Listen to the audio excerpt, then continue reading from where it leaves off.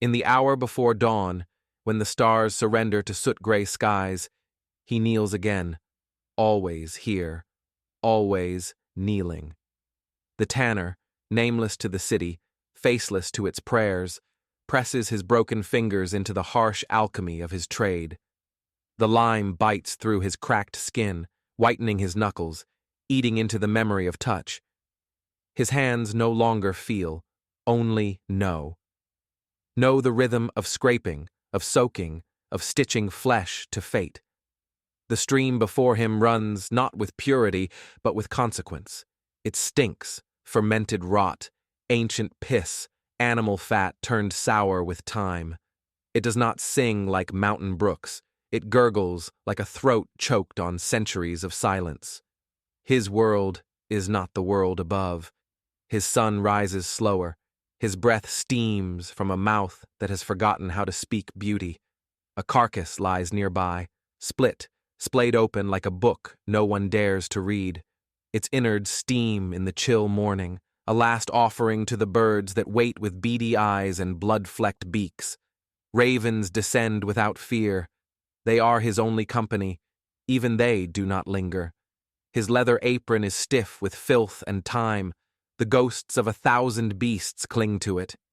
His boots, caked in dried hide and blackened bile, crunch on the frost-bitten ground as he moves to rinse a pelt. The cold water jolts nothing. His nerves are past feeling. Only the repetition grounds him. This is his inheritance, his punishment, his offering. He is essential. Every boot worn by a knight, every saddle that bears a nobleman, every belt, every strap, every binding that clasps sword to soul, passes through his hands, through the filth, through the silence, and yet he is invisible. No one greets him in the square. Mothers pull their children away when he passes. The scent precedes him, follows him, clings to him like a curse. He sleeps beside vats of human waste, urine fermented to soften skins. He dines alone on crusts, on the edge of the city's breath. And still he works, because he must, because his father did, and his father's father too. The line of suffering is unbroken, a hide never fully tanned. He cannot leave. He would not know how. There was once a time he dreamed. A boy once stared up from this same stream, wondering if there was more beyond the city's stone bones, wondering what the world smelled like beyond leather and death. He recalls that boy sometimes when the birds sing, like now. A small bird, a wren perhaps, lands on a nearby post, fragile, free. It chirps once, a note that cuts through the gray like a blade through mist. Then it is gone, just like that. He follows its path, eyes lifted briefly, following the arc of escape. He wonders what it means to live without the stench. But the thought does not linger. It cannot. The bells toll. Morning prayers begin in towers above, voices echoing across the roofs, across the market stalls, across the forgotten. The city kneels, clean and fragrant, while he returns to the pelt in his hands. The blood seeps through his knuckles, rinses into the current, joins the red-soaked memory of thousands before. Names long dissolved in the mud beneath this stream. Somewhere, in a manor, a nobleman fastens a belt, feels its firm grip, its strength. He will never know the man who made it. He will never wonder at the hands that cured the leather or the lives bent under the weight of his ease. That is the order of things. One class breathes perfume, the other drowns in lie. And yet there is poetry here, in the grotesque, in the ritual, in the quiet. The tanner, though silent, speaks through craft. Every pelt is a prayer, unspoken. Every boot a scream. Every strap a history bound. He remembers, faintly, his mother's hands. How they held his once, before the reek swallowed them both. Her laughter, before it turned to coughing. Before her skin blistered from the vats. She told him once that God saw even the lowest labor, that suffering, when endured without bitterness, was a kind of offering. He didn't understand it then. He's not sure he does now. But sometimes when he looks into the grain of a finished hide, when it gleams like obsidian beneath the oil, he feels something close to sacred. Time passes in tasks. The sun, thin and reluctant, edges over rooftops. Light creeps across the yard like a thief. In it, the world looks no kinder, the stains more permanent. But it is morning, and he is still here. A boy from the city's edge arrives barefoot, holding a bag of raw skins. The tanner does not speak. The boy does not meet his gaze. Coins are exchanged without words. This is how legacies continue, in silence, in transactions that smell of inevitability. The boy leaves quickly. The tanner watches him go, recognizing in his gait a choice not yet made. There is still time to run, boy. Still time to escape the chains stitched into your blood. But the stream will call him back, as it always does. The tanner turns to his tools, the knife, the stretcher, the scraper worn smooth by decades. He begins again, not because he wants to, but because to stop would be to vanish. And he is not ready for that. Not yet. A gust of wind stirs the trees overhead. The branches creak like old bones. Somewhere a dog barks. Somewhere church bells mark another hour. The world moves on, indifferent. But here, in this hidden hollow of the city's lung, something endures. Leather, memory, blood, smoke. He lifts a finished hide, its surface flawless, gleaming like burnished bronze. In its texture are centuries, and in its scent, the lives of men who were never remembered. The bird does not return, but the thought remains, a whisper carried on wind and water. What does it mean to live without the stench? He wonders. Then he bends again to work. She walks barefoot through the abbey ruins before first light. The world still sleeps, but the earth remembers. Beneath her soles, the stones are damp with old rain and older blood. Her veil clings to her shoulders, heavy with the night's breath. No one sees her. No one wants to. She is the shadow between sin and salvation, the pause between judgment and oblivion. In her trembling hands, the iron tongs gleam dully, catching what little light creeps over the horizon. She does not flinch as the chill bites her fingers. The fire pit lies ahead, blackened, hungry, its coals hissing softly in the damp air, like some ancient serpent just stirred from sleep. She is the executioner's apprentice. But more than that, she is his memory, his ritual, his steadiness. The hangman drinks deep the night before each sentence, his breath sour with fear, masked as indifference. It is she who prepares the rope, oils it until it slides like a whisper through the gallows beam. It is she who checks the stocks, who smooths their splinters so no man bleeds before he must.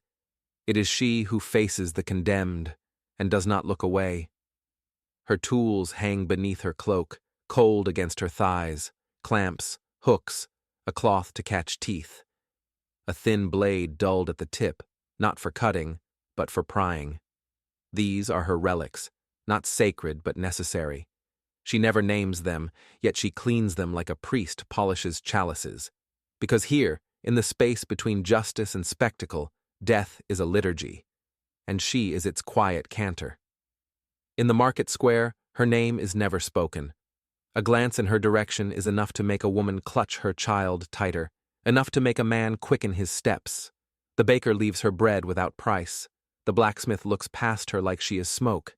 And still, she walks on, not with pride, but with the certainty of the burden she carries. No one asks her to smile. No one wants to know if she dreams. And when she does, it is always of hands, grasping, pleading, trembling. She sees what others refuse to see, that mercy wears many faces, that a quick drop, a clean snap, a silent breath may be a kinder fate than lingering rot in the dungeon below. Some sins demand confession, others require only a rope. When the time comes, The condemned are brought forward, limping, weeping, silent, screaming. They come from all walks of life. Thieves, deserters, witches, traitors. Once a boy no older than her brother had been, barefoot, shaking, lips cracked with thirst. His crime, stealing a ribbon for his sister. She had gripped his hand before the stool was kicked. She hummed to him softly, a lullaby from the days before her world turned gray. Sometimes they beg, for their mothers, for God, for a moment more, and sometimes they curse her. She never answers.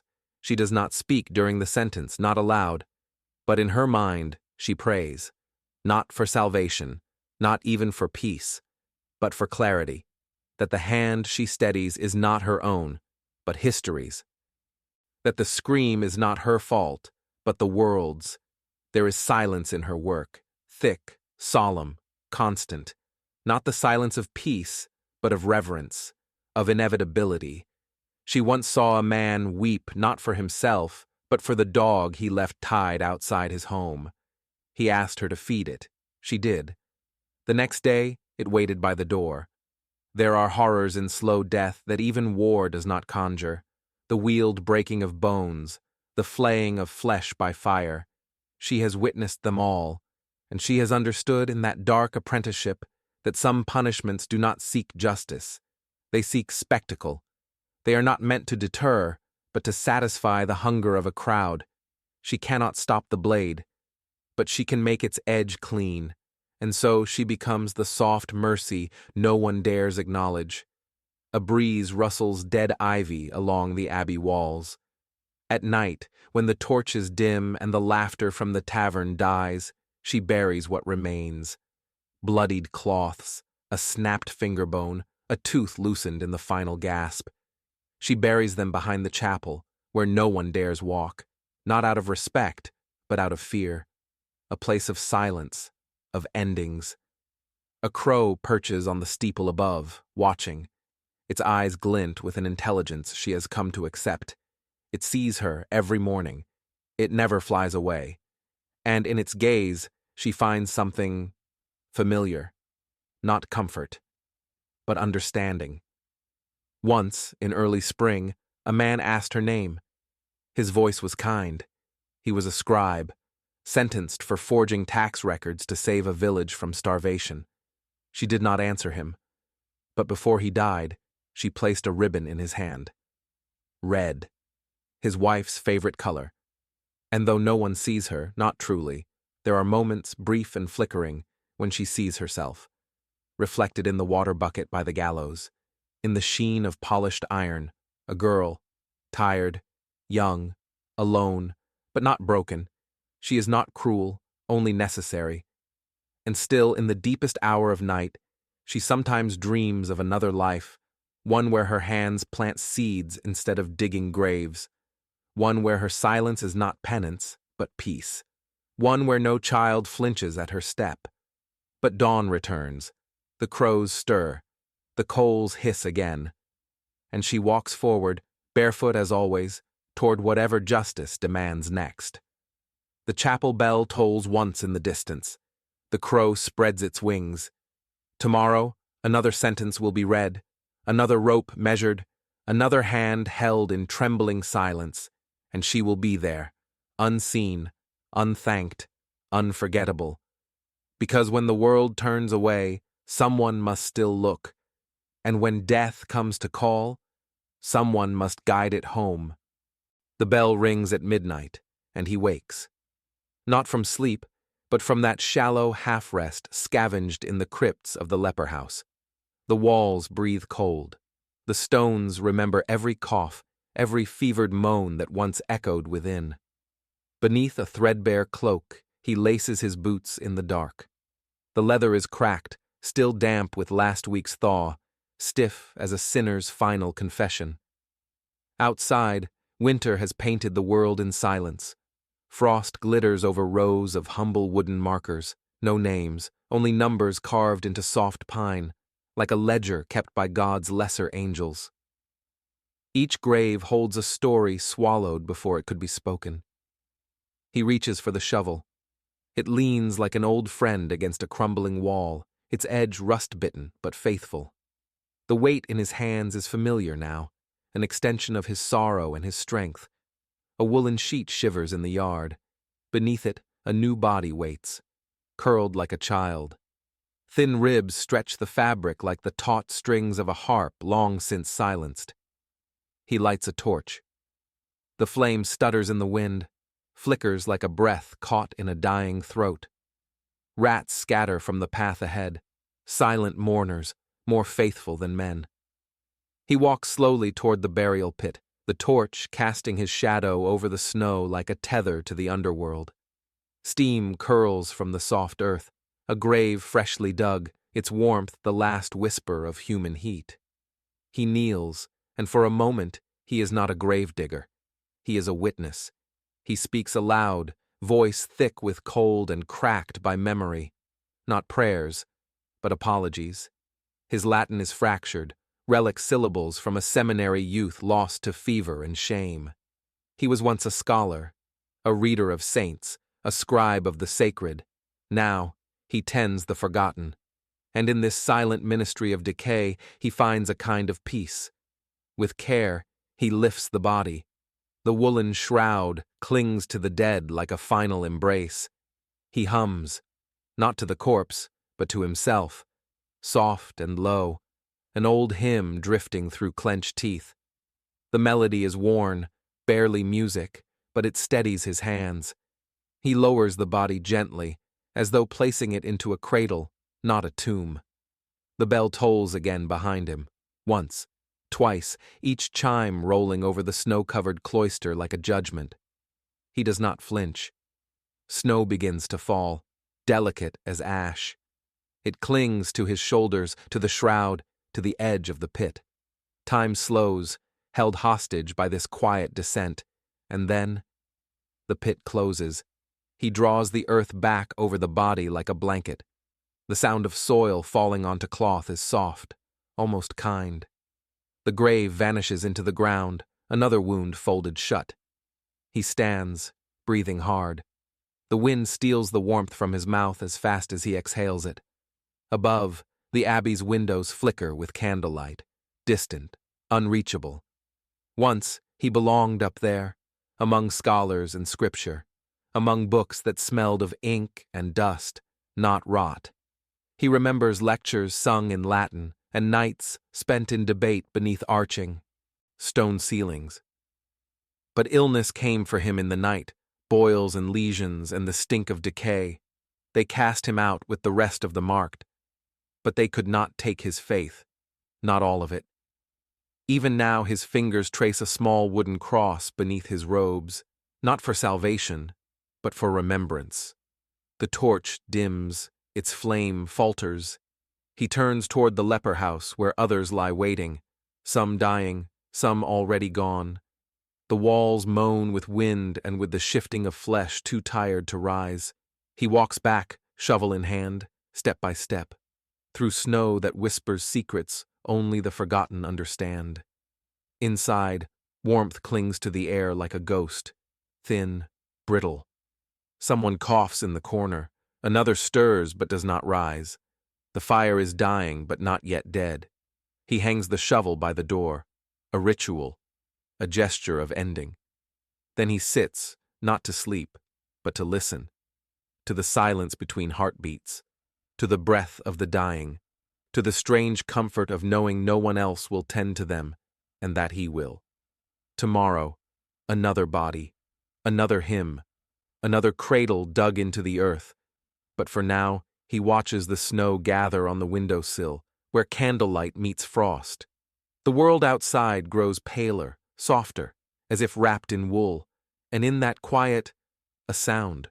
Hooves, distant, approaching, muffled by snow but real.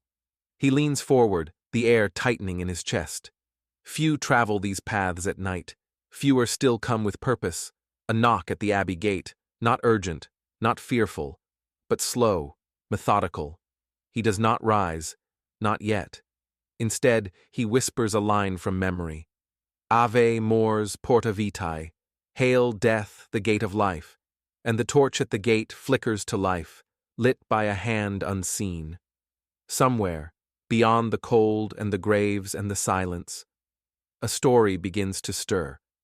A visitor has come, and with them, a message that will shift the gravekeeper's path forever.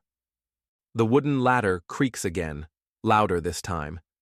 A single droplet lands on his cheek from the beam above, warm, sharp. He does not flinch. He has long stopped wondering whether it is rain, rot, or something worse. This is the hour before the moon falls, when even the rats sleep and the stones seem to breathe. And in the belly of this stone castle, where iron rusts and secrets fester, the gong farmer begins his descent. The torch in his hand spits quietly, licking the darkness like a dying tongue. The flame trembles as he goes deeper, the smell growing denser, an invisible cloak wrapping around his body, pressing against his lungs. Vinegar-soaked linen clings to his face, trying and failing to hold back the stench.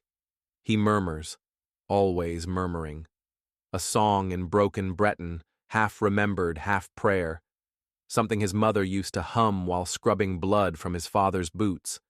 The ladder groans once more and ends in darkness. Then the stone gives way. Mud, filth, rot. The pit swallows his feet. Warmth rises from it, the heat of years piled upon years, of banquets long forgotten, of lies and legacies passed through bowels and flushed from memory. The torchlight glints off slick walls teeming with life. Fat black beetles scatter. They know him by scent now. He is a god among vermin, and in his hand, the rake. Long-handled, chipped with age, teeth curved like fingers, it scrapes through the filth with a sound that is half scream, half sigh. Each pull unearths things best left buried. Chicken bones, wine-soaked bread, bits of silk, a child's wooden toy, a lock of hair. Then something glints, not steel, not bone, gold. A ring. He pauses. The torchlight dances over it. It could have slipped from a lady's finger or been forced off in violence. He does not ask which. He places it silently in the folds of his tunic. This is not theft. This is tribute. Payment for silence. He has found worse. Much worse. A skull once rose from the pit, too small, too perfect.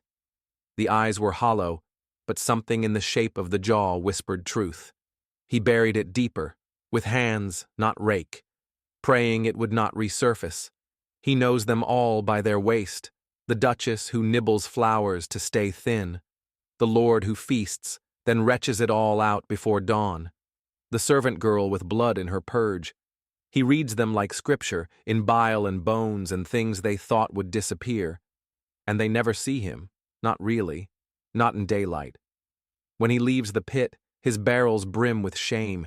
He wheels them alone through alleys, where shadows stretch long like fingers, and the stars blink in pity. The iron rims of the cart clatter against cobblestones, echoing off cold stone walls. A procession of one. Once, a knight passed him in the night. The torchlight revealed his face for a heartbeat, then turned away. The knight did not speak. He looked past him, as if he were fog, as if he were nothing. But the gong farmer had seen the knight's ring in the pit the week before. He knows too much. A child once pointed at him from a high window, laughed.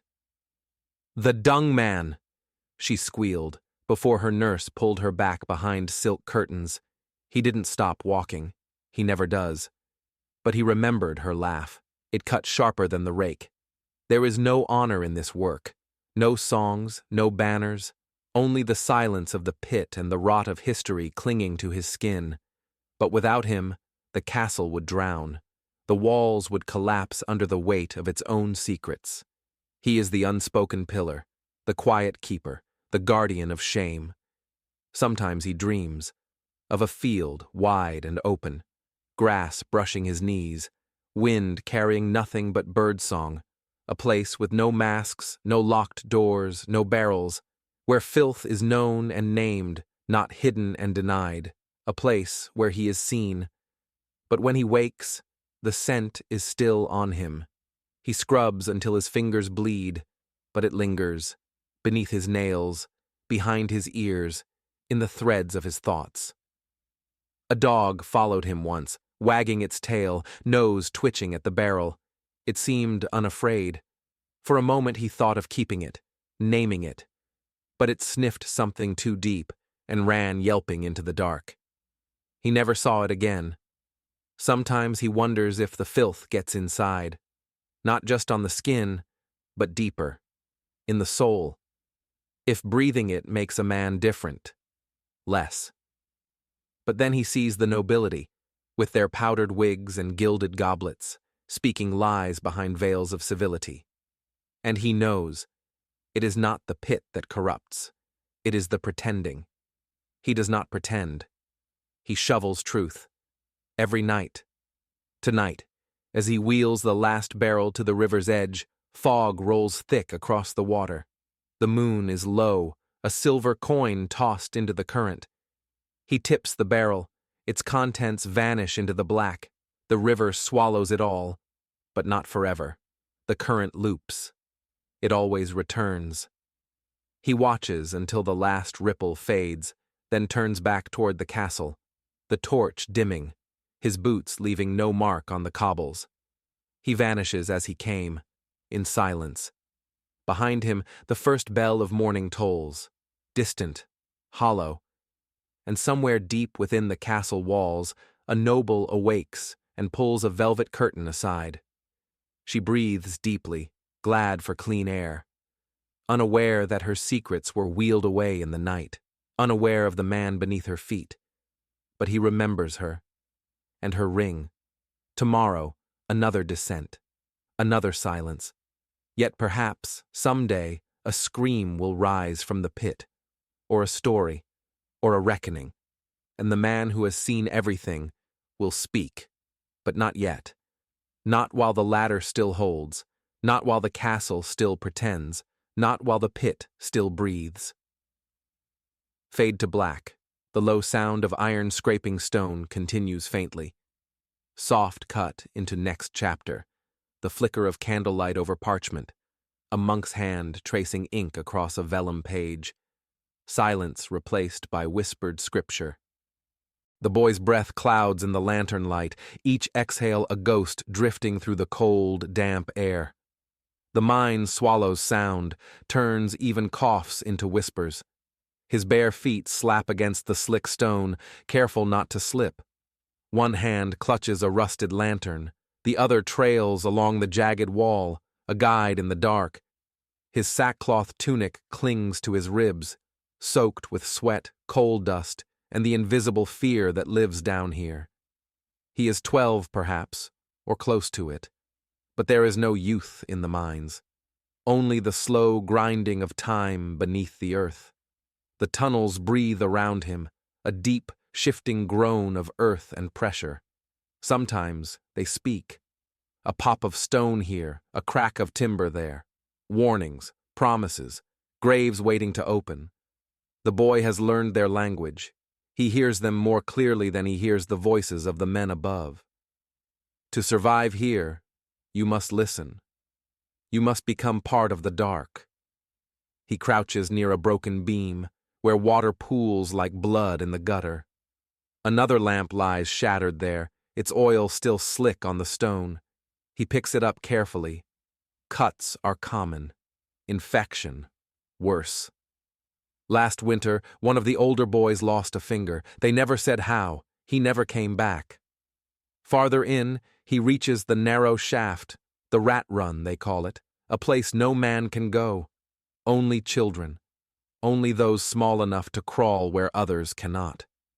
He kneels, dirt biting his knees, and pushes himself into the slit of blackness. The ceiling kisses his back. His shoulders scrape. Breathing becomes shallow, but he knows the way. He always knows the way. The silence here is different. It hums. The kind of silence that makes the ears ring, as if the earth is singing to itself. He pulls forward, dragging the lantern behind him, and feels the wall tremble, ever so slightly, with the weight of the mountain above. This is where he once found it, the ruby, buried in a crack like a clot of fire. It had burned in his hand, hot with greed, with wonder, with danger. He never told a soul.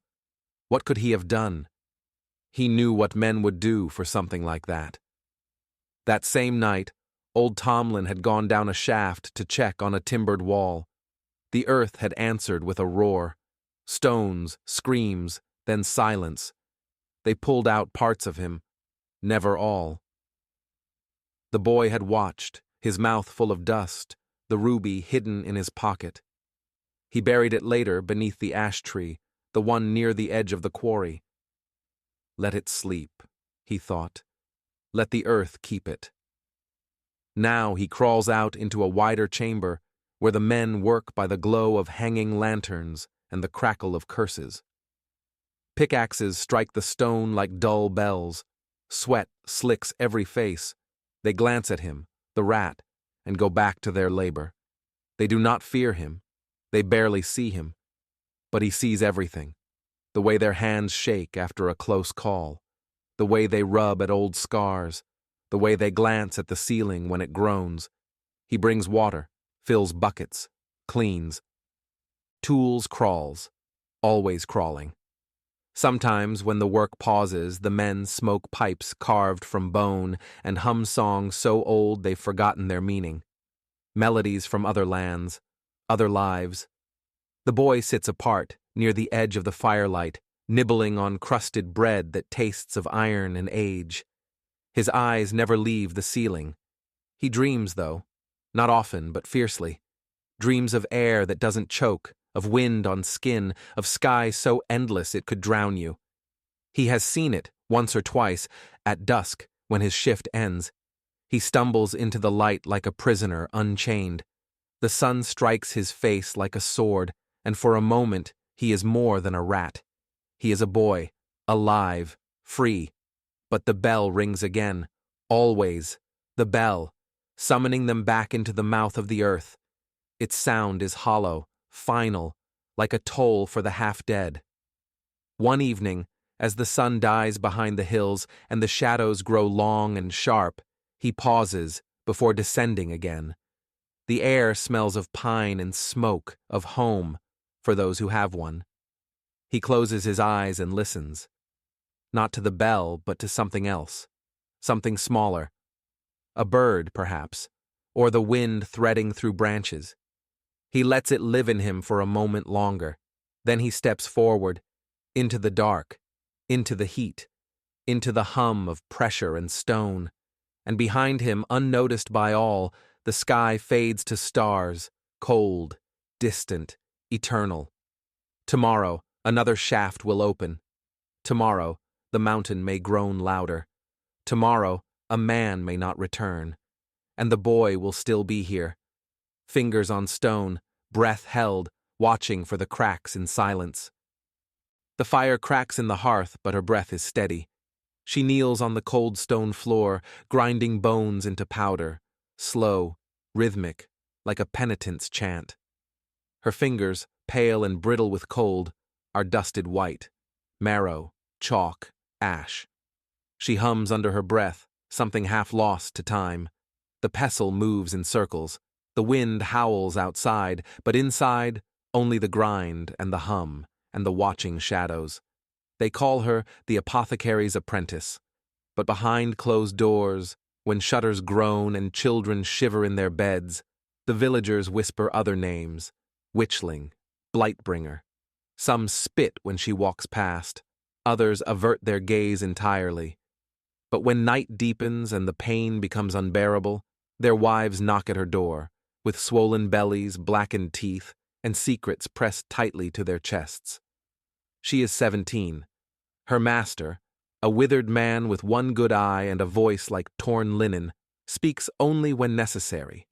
His breath always reeks of cloves and fever root. His mind is full of tinctures and ratios and lore no priest dares read aloud. His tongue forgets tenderness. But he has kept her alive, and in return she grinds, brews, listens, learns. Their hut smells of mold and vinegar and burnt sage. Shelves groan under the weight of strange vessels, thin-necked glass flasks of dried toadskin, goat's milk fermented into paste, bloodstones warmed in lamb fat. A dozen leeches writhe in a jar of smoky oil, seeking a wound that will never come. In the rafters, herbs hang upside down like shriveled saints. Lavender, yarrow, nettle, and the darker ones, mandrake, datura, wolfsbane, wrapped in string and prayer. By day, she listens, to the wind tapping at the shutters, to her master's coughing fits, to the wails of pain that come from the doorway. By night, she studies. Latin words copied line by candlelight, words she cannot yet read, only remember. No one will teach her. The priests say knowledge is a man's burden. But she learns in silence. She watches, repeats, memorizes the names of roots and metals, the precise scent of hemlock when crushed too soon, the difference between sleep and death. She has held both in her hands. Once, a knight came, leg rotting from a wound earned in some forgotten skirmish. Pus ran down his calf like curdled milk. The other healers had given up. Her master let her try. She poulticed the wound with honey and moss, cut away dead flesh, spoke to the rot like it was an enemy at the gate. The knight lived. He rode away without a word, but the women remember. They come in secret, bruised and limping, eyes ringed with sorrow. They carry infants burning with fever, or their own silent screams tucked beneath their cloaks. She gives them relief, powders for pain, teas to still the shaking, balms that erase the evidence of cruelty. She takes nothing in return. Some whisper blessing, others whisper curse. One day, a priest will find his way to her door. He will be young, flushed with the fire of sermons and certainty. He will say her cures are the devil's work. He will not see the babes she has saved, the fevers she has broken. He will see only a woman with knowledge not written by the church. One day, fire will bloom beneath her feet. It will eat through the hem of her robe like a starving thing. Her eyes will not weep. She will not scream. She will only stare into the crowd and search for the faces of those she saved. Some will look away. One woman, just one, will not. But tonight, she mixes wolfsbane with honey. The ratio must be precise, too much, and the heart stills forever. Just enough, and the pain softens, the mind loosens its grip on grief. She hums the lullaby her mother sang once, before the plague took her. Her mother had been a weaver, hands nimble, voice gentle. The sickness came in the winter, curling beneath the door like smoke. Her father followed, then her brother. She remembers sitting by their beds, watching the light in their eyes flicker and fade, like a candle too close to the wind. She hums that lullaby now, not for herself, but for the dead bird. It struck the window with a thud moments ago, a sparrow or thrush, its wings twisted unnaturally, neck limp. She had gone to it without thought, lifting it gently from the sill. Its feathers are still warm. She kneels now in the doorway, moonlight pooling around her. She places the bird on a patch of moss and whispers a prayer older than the church, older than fire, older than kings. Words passed through bloodlines and breath, never written, a prayer for safe passage, a farewell. She stays there, in the silence, until the frost stings her knees. Then she returns inside. The mixture is ready. She pours it into a clay vial, seals it with wax, and sets it beside the others. Outside, snow begins to fall. The village sleeps beneath its blanket of white, rooftops buried, chimneys puffing smoke, dogs curled into themselves for warmth. Somewhere a baby cries. Somewhere a man curses the wind. And in her small hut, the girl watches the fire. Her eyes reflect the flame, but she does not blink. There is no fear in her, only readiness. She knows what the villagers call her. She knows what waits beyond the turning of seasons. But she also knows the power of silence, of memory, of steady hands. Tomorrow, someone will knock. a child with fever, a man too proud to say he's afraid, a girl not yet ruined by a man's desire. She will open the door. She will offer warmth. She will not ask for thanks. For now, she places the bird's body beside the hearth, a final warmth before the cold takes it fully. She closes her eyes and breathes. Smoke curls upward. The candle sputters, and somewhere deep in the woods, a wolf howls. The sound is not menacing. It is mournful. The girl listens and hums again. Tomorrow the priest will arrive. Tomorrow the flame will judge her. But tonight, the fire is hers.